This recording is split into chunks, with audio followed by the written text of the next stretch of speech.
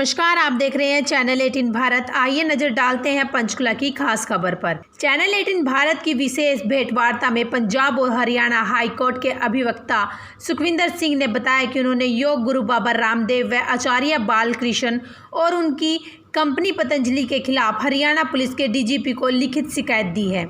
उन्होंने बताया है कि योग गुरु बाबा रामदेव ने प्रेस कॉन्फ्रेंस के जरिए दावा किया है कि उनके द्वारा कोरोना महामारी से बचने के लिए आयुर्वेदिक दवाई का उत्पादन किया गया है, जो दवाई कोरोना का खात्मा करेगी। सुखविंदर सिंह ने कहा कि वैधानिक रूप से रामदेव अपनी ऐसी दवाई का मनमर्जी से प्रचार प्रसार नहीं कर सकते।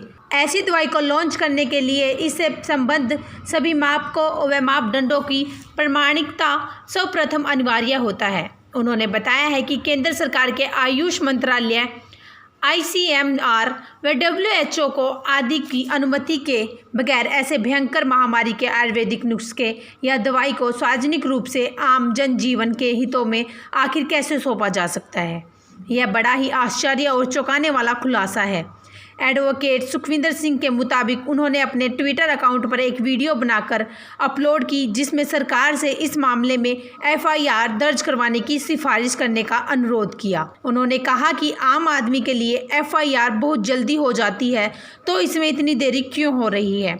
अगर यह दवाई पतंजलि स्टोर पर आ जाती तो कोरोना के मरीज डॉक्टर के पास ना जाकर पतंजलि स्टोर से दवाई ले सकता है, जो कोरोना के मरीजों के लिए क्या साबित हो सकता है, इसका अंदाज़ा मौजूदा हालात में सहज ही लगाया जा सकता है। बाबा रामदेव ने एक कॉन्फ्रेंस की थी, जिसके अंदर उन्होंने कहा गया था कि उन्होंने जो दवाई बनाई है कोरोना के लिए लाभदायक है, तो उसमें आपने एक पिटीशन दर्ज की है हाई कोर्ट में, क्या कहना है उसमें?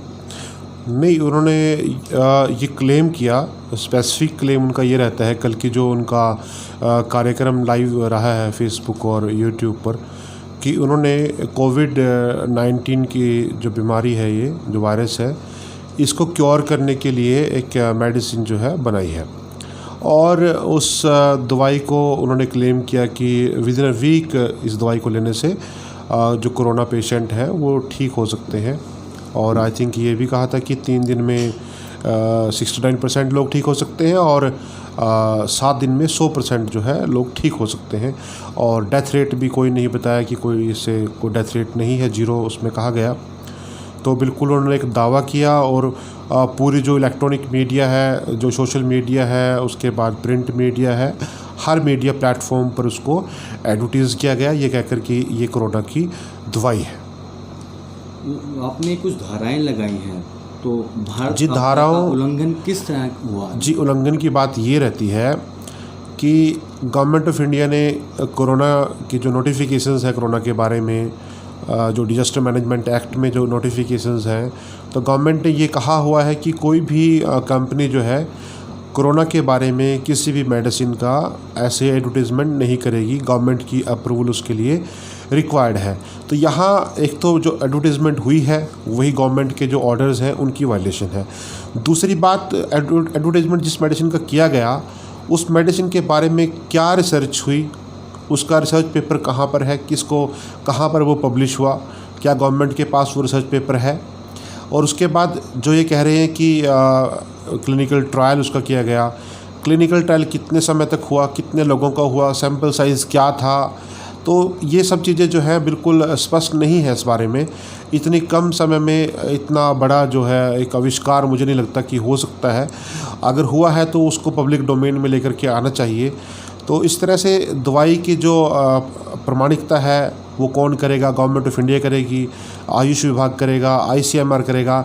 लेकिन कल दोपहर को जब ये सारा कार्यक्रम हुआ तो हमने कुछ सवाल एक वीडियो के माध्यम से ट्विटर पर हमने पूछे थे गवर्नमेंट से और पतंजलि से कि आप बताइए कि ICMR ने कोई अप्रूवल नहीं दी, आयुष ने कोई अप्रूवल नहीं दी, तो किस तरीके से इस दवाई को जो है लॉन्च किया गया और किस तरीके से इस दवाई को एडवर्टाइज़ किया गया। उसके बाद शाम को आई थिंक 6 बजे के आसपास इस पर जो है गवर्नमेंट ने रोक लगा दी थी। तो गवर्नमेंट ने रोक लगाई है, इसका मतलब ये साफ स्पष्ट है कि कहीं ना कहीं कमी है, कहीं ना कहीं उल्लंघना है, तभी गवर्नमेंट ने उसको रोक लगाई है। नहीं तो गवर्नमेंट उसको रिलीज़ कर देती कि ठीक है आप बेचिए, मार्केट में लोगों का भला कीजिए। दूसरी बात ये भी देखिए इसके अंदर कि कोरोना के बारे में जो मेडिसिन अभी आई थिंक सिप्ला ने भी लॉन्च की थी जैसे, तो अगर आप वेबसाइट पर जाकर के देखें तो उसके बारे में भी नोटिफिकेशन है। उसके बारे में ये कहा गया है कि इस दवाई का रेस्ट्रिक्टेड यूज़ हो सकता है और वो भी डॉक्टर की प्रेस्क्रिप्शन पर होगा। लेकिन रामदेव की जो कोरोनिल दवाई है उसके बारे में अभी तक ऐसी कोई नोटिफिकेशन नहीं है कि ये इसका दवाई का इस्तेमाल हो सकता है और डॉक्टर्स इसको प्रेस्क्राइब कर सकते हैं, ऐसा कुछ भी नहीं है। तो कहीं ना तो कोई आयुष की कहीं इन्वॉल्वमेंट दिखती है, ना कहीं ICMR की कोई इन्वॉल्वमेंट दिखती है। तो अपने आप ही कोई दवाई को लॉन्च कर देना, उसको रिलीज़ कर देना और एक महामारी से लड़ने के लिए तो एक गंभीर विषय बन जाता है। जहाँ तक आप बात कर रहे हैं ऑफेंसेस की, ऑफेंसेस देखिए जब गवर्नमेंट का कोई भी ऑर्डर वायलेट होता है, इवन अगर कोई एक लेमन भी वायलेट करता है, आज इस पेंडेमिक में हम देखते हैं कि बहुत सारी FIRs हर रोज़ होती हैं। तो एक आम आदमी पर तो आप FIR कर देते हैं हल्की सी उल्लंघन अगर करता है, लेकिन एक जो बड़ा एक पूंजीपति है, एक बड़ी कंपनी के मालिक हैं, CEO हैं बालकृष्ण और रामदेव, जो दवाइयों के ज़रिए, आयुर्वेद के ज़रिए करोड़ों रुपए कमाते हैं, उन पर आप FIR नहीं करते। जबकि आपको ये बात पता है कि जो रूल्स हैं, जो एक्ट है, उनकी वायलेशन हुई है, फिर भी आप FIR नहीं करते। इसीलिए हमने एक कंप्लेंट कल DGP हरियाणा को दी थी।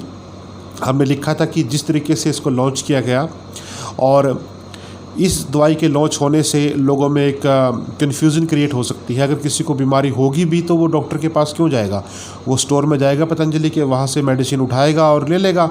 ठीक हो ना हो उसकी तो किसी को गारंटी नहीं है। तो ऐसे व्यक्ति तो बीमारी ज़्यादा फैलाएंगे, तो बीमारी ज़्यादा फैल सकती है इनफैक्ट।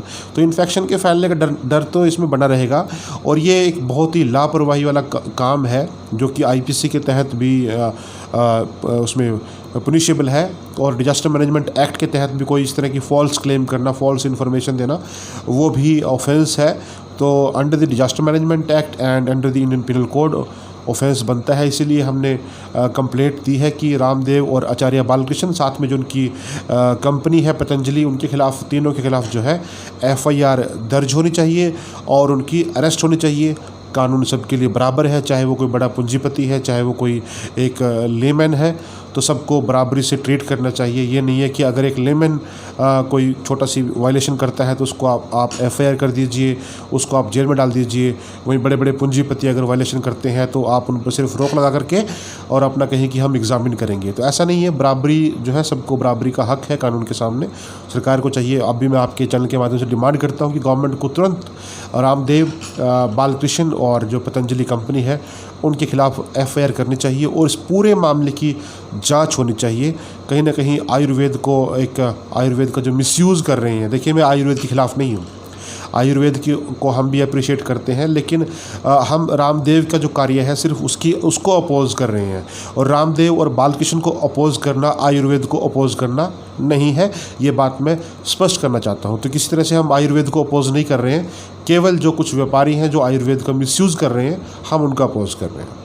जो आपने कंप्लेंट दी है उसमें क्या कौन कौन सी धाराएं हैं? हमने उसके अंदर जो इंडियन पिनल कोड है 269, 270, 188 इसमें लिखा है।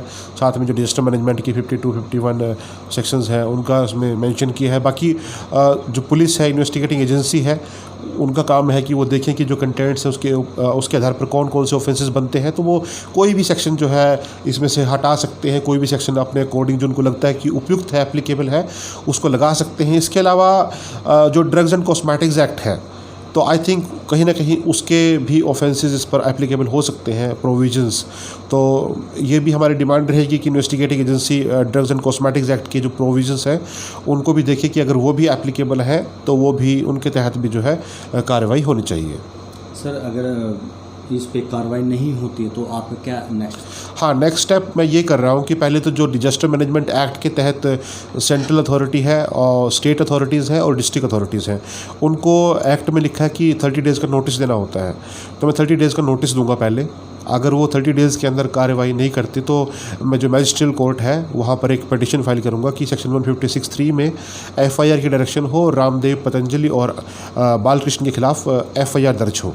चैनल 18 भारत के लिए पंचकुला से दिव्या राणा की ये रिपोर्ट।